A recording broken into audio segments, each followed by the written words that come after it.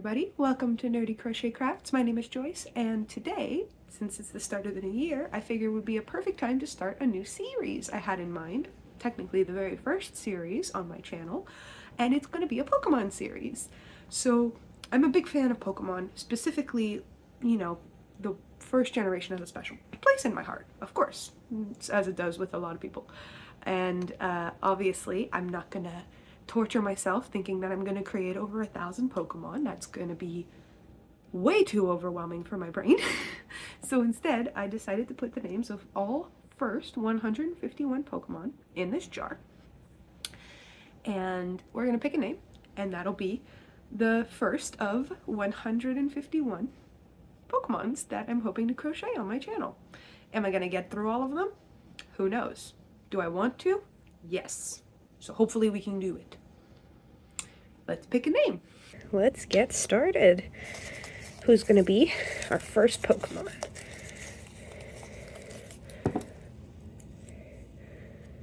Dewgong. Well, there's a good place to start. Let's see what we can do with this. Okay, so please don't laugh. I'm not really a drawer very much, but I wanted to see kind of what shape Dewgong is, and he seems to have kind of like a really round head for the most part, but these little pockets on his face, like little upper lip kind of poofs, kind of like a dog.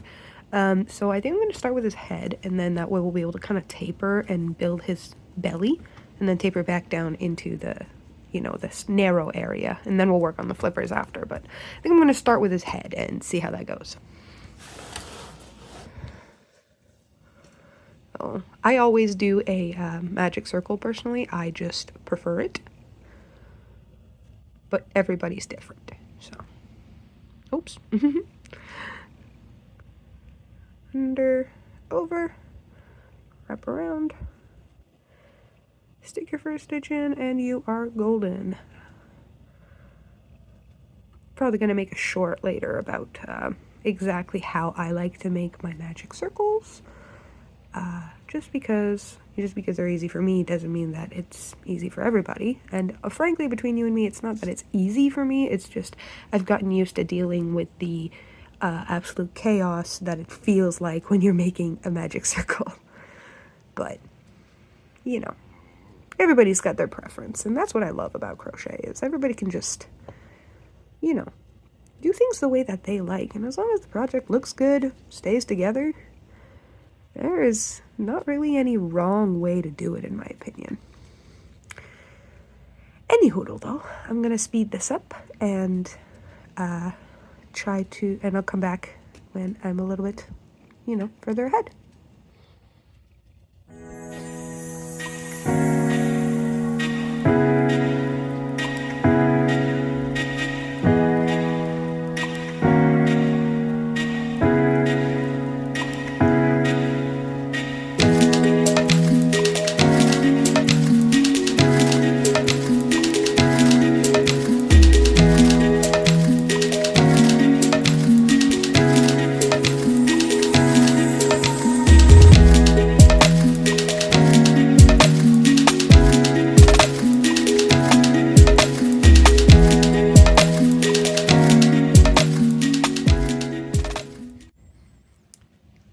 Checking back in now, so I did quite a little bit while I was off camera because I have never really been able to make something with this many curves.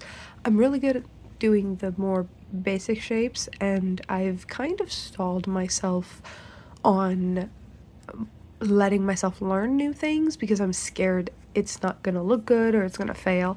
So even though this doesn't have the best aesthetic, and I know there are better ways of doing this, I'm gonna keep going with him because it's important to not limit yourself. And the first time you do something or try something new, especially if you try to do it by yourself with no, not too much Googling or YouTubing, it might not turn out fantastic, but that doesn't mean it's not good. It's a first try to something new, and it's an attempt at expanding my skills. So I will appreciate what he looks like despite the flaws, because I think shape-wise, he looks pretty good. And that's just me using the stitches that I know to kind of you know, build the shape that I wanted. So I went with like a Tunisian crochet here with my regular hook because this thing is falling off, so it actually works quite well. It holds like the 20 stitches that I needed perfectly.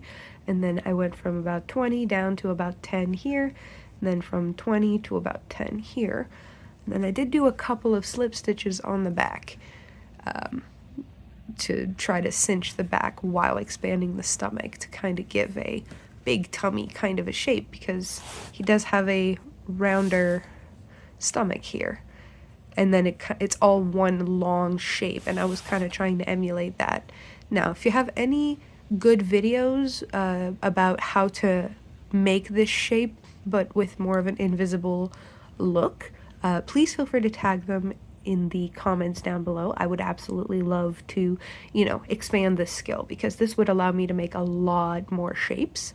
So I'm actually kind of glad that the first Pokemon for this series was dewgong, because he seems like kind of a simple shape, and breaking him down, he's a worm. He's just a fat worm with, like, you know, a crescent moon shape. So it's a little trickier than I expected. But yeah, I'm gonna finish up his tail, and we'll come back for the the fins and stuff.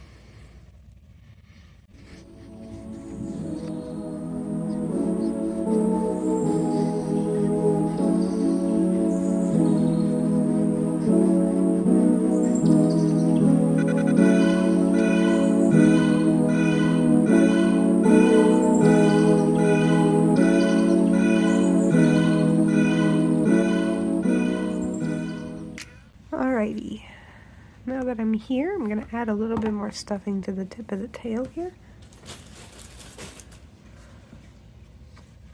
And then I'm gonna attempt the fin. Now, the fin is gonna be a little bit tricky because of the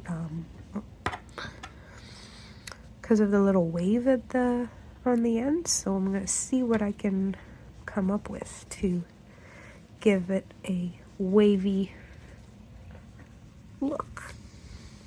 My goodness, this is not going super well. Oh, this is like the worst part of stuffing a project like this. Is normally I would leave myself like 18 stitches to stuff something, but because I'm stuffing it through the tail, not my best decision here. It's very, very small. There's only 10 stitches here, but overstuff it a little bit down here so that once it's sewn up, I'll be able to move the yarn or the stuffing around. Now I'm gonna shut this with a slip stitch. I thought I was gonna get 5 across, but I like 4 better because I can divide 4 into 2 for 2 sides of the tail. Or actually, I'm just thinking now, what if I tried to do 1 wave per stitch for the tail? Let me go give that a try and see how that looks. So I'm pretty happy with what I came up with. It's not super easy to see on the camera, but I did back loop only, back and forth. There's only half the tail done, but you can kind of see the ridges. It's a lot more visible in person. And I did 2 double crochets, 2 half double crochets, and 2 single crochets, like farther to closer to the actual tail to kind of give it that flared effect. So I'm going to show you how I did that, if that didn't make sense. So the first 2 are going to be single crochet. All these stitches are back loop only. The 3rd and 4th stitch are going to be half double crochets, back loop only, and then stitch 5 and 6 on the way up the tail are double crochets. So it, you know, helps flare it all out. Then you just chain 2, turn around, back post only, and now you start with the double crochet because you're on the end part of the tail. And then 2 half doubles. Whoops. Leo, you are a hook. Act like it. There we go. 2 half doubles. Wow, that looks gappy. There we go. 3, and then 5 and 6 single crochets. Well, I said single crochets. For some reason, my brain just doesn't want to do that one. Every single time I get to that part, it's just like, you want more another half double crochet, right? And I'm like, no, no. Not at all. Yeah, I'm gonna go up and down one more time.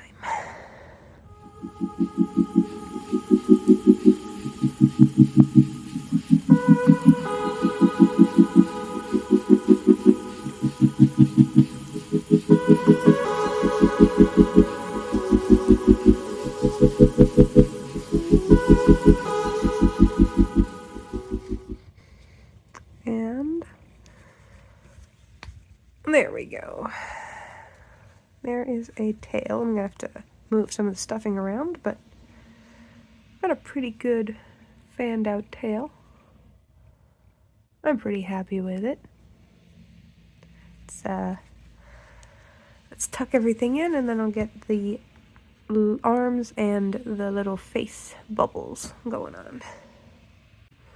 So I am thinking for the fins, I'm going to do the same thing I did for the tail, except with a longer series of single crochet at the base. So I'm thinking 10 maybe total, 10 stitches up and down. That's a good length fin, yeah. I'd add an extra 2. And I always like for this part to be the part that's attached to the arms, so we're going to start with the double crochets. 2 of those, 2 half doubles, or maybe 3 half doubles. Yeah, I think I like that better because of our series of 10. That's not a half double, and neither was that. Oh goodness, what am I doing? Half double, half double, half double. The next 5 are just going to be single crochets. I'm just going to do the exact same thing I did for the tail, going up and down in this exact series of numbers, 5, 3, 2, through 2, 3, 5, up and down. Probably 3 or 4 times to kind of give the effect of the wavy fin that dewgong has. So let's see how that goes. What I really like about this project is that it's literally a bunch of things that I am just trying. I am trying so hard to get out of my comfort zone right now with this project. And I love that. It's not something I do enough. That's not to say that I don't do new things. I'm currently making those not sugar skull, but granny square skull pants. And because I am a little on the thicker side, I had to adjust and add some squares, and I wanted them to be baggy, so I had to make them a little bigger than I am. And that's, you know, it sounds like it wouldn't be too hard, but it's, you know, the steps that I wasn't expecting are actually, you know, the hardest, which is, well, it wasn't like hard. Okay, I should re-specify what I mean by that. It's hard in the aspect that when you work on something for 60 potentially more hours, and then you go and you actually look at what, you know, your mind's thought had, you know, in person, and it's nothing like what you'd envisioned. It's defeating. I actually didn't even touch the pants for like 3 weeks after, which isn't that bad respectively, but I didn't touch them for a good 3 weeks after I sewed all the squares together and realized that the way they were, the waistband was way too big and they were too short. And, you know, that's just kind of how it works with projects like that, because you don't really know if it's something, you know, if it's something you haven't done before, you don't know how it's going to turn out. And after, you know, that many hours and it not looking good, it can feel extremely crushing. especially if it's something you've never done before, because then you kind of feel like, oh, I wasted my time, I should have just done what I knew. But that's not true. It was something that, you know, you expanded your knowledge with, and that's just as important. And you know what? I ended up showing the pants to my sister, and she gave me an idea, so it gave me more hope for the pants, and I'm actually almost, I'm done putting the squares together, and it does look like it'll fit better. Now I'm working on the waistband, so I can show those to you guys once they're done if you guys are interested. I went for pastel pink instead of black. Like most of the pants that I've seen are black squares with the white skull in the middle. And I decided to go for like a pastel goth vibe almost, because it's like, it's still skulls, but it's pastel pink and white, which I think looks super duper cute. I'm actually quite happy with how it turned out. Alright, now, perfect timing. I think that looks pretty good, and then I'm going to slip stitch into the top stitch, like front, at the front here, just to make this look prettier and tighter and easier to attach to the actual work. So I hope you understand where I mean, like with the front loop only, or back loop only, sorry, the front loop hasn't been grabbed, so you can just kind of snag that right up. There's only two, so this is going to be a lot easier and cleaner to attach than it was before. So I think that's a pretty good leg.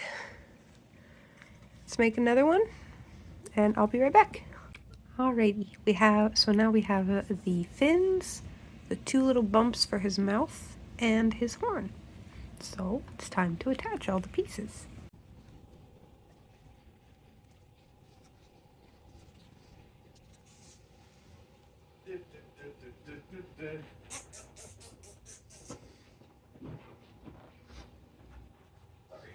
It's okay.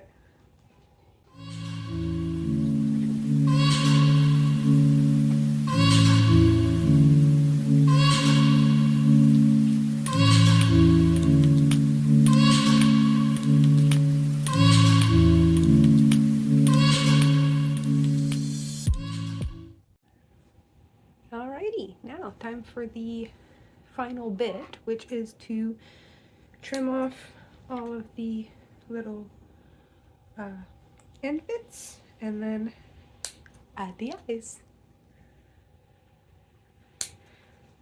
So with this little guy, he definitely didn't turn out as good as I'd hoped. I wouldn't sell him at a market or anything like that. Wouldn't sell him on an online shop. He's a first draft. He's a first attempt, right? But taking that into consideration, I think he's pretty cute. And I would love to know what you guys think. So I'm gonna go add some eyes and be right back. I'm happy to present the first of 151, hopefully, dewgong. I think he turned out pretty cute. Little horn, little mouth, little nose, the ends. Tried my best with his overall shape. And yeah, all in all, I think he's pretty cute. I would like to say thank you to everybody for watching. I'm very excited about this series, and I'm very happy to present number 1 out of 151. Well, technically number 87. And on that note, if you could leave a like, that would be very appreciated. And if you liked the video and you want to see the rest of the 151, feel free to subscribe. I would really, really appreciate that. Hope you guys have a wonderful, wonderful rest of your day. And yeah, see you next time. Bye.